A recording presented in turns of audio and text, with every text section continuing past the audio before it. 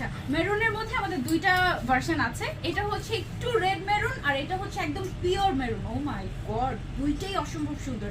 মনে হচ্ছে যে এগুলা ঈদের সময় কেন আসলো না, তাই না? সুন্দর তো, আসলে সুন্দর। ইউ উইল লাভ ইট। এটা পরলে তোমাকে অনেক বেশি সুন্দর লাগবে।